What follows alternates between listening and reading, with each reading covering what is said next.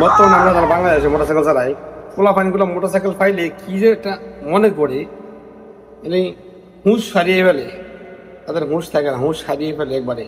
এখন গতকালে কুষ্টিয়াতে যে কাহিনীটা হয়েছে, কি অবস্থা, ডাইরেক্ট মৃত্যু অবস্থা, ঠিক আছে, অবস্থা ডাইরেক্ট মৃত্যু।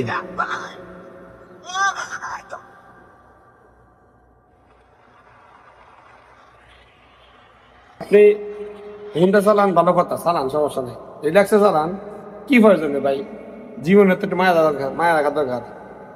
কয়েকটা বন্ধু বান্ধব আছে, হুন্ডা পাইলে তার এক একজনে একজনে কি যে মনে করে, মানে একবার 120, 30, 40, 50 লাগাই দেয় গিয়া, যদি রিক্স লাগাই দিছে, জীবনটা শেষ, জায়গার মৃত্যু হয়ে গেছে, আল্লাহ আলাদা হয়ে গেছে।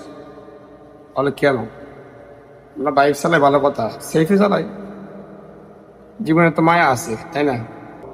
একবারে শেষ।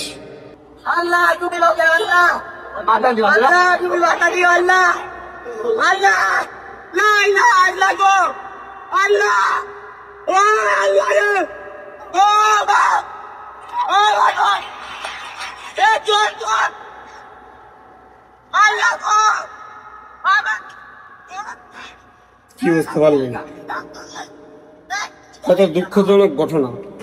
আমরা বাইকটা ফাইলে আইরি, বর্তমান কিছু গার্জিয়ানও আছে, পোলাপানিগুলো ছেড়ে দিয়ে রাখে, কোনো খোঁজ খবর রাখে না, বাস কি করে না করে খবর থাকে না।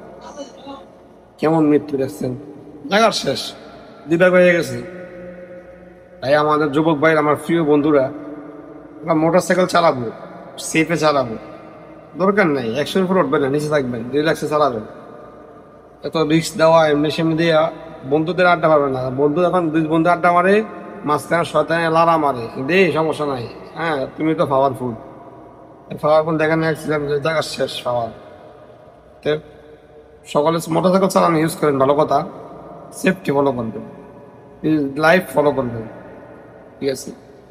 ভিডিওটি ভালো লাগবে শেয়ার করে দিন, সকল বন্ধু বান্ধব ওদেরকে দেখার জন্য সুযোগ করে দিন। তার বাইক আবার আছেন, তারা সচেতনভাবে বাইক চালান, আমরা আছি। আল্লাহ হাফেজ, আসসালামু আলাইকুম।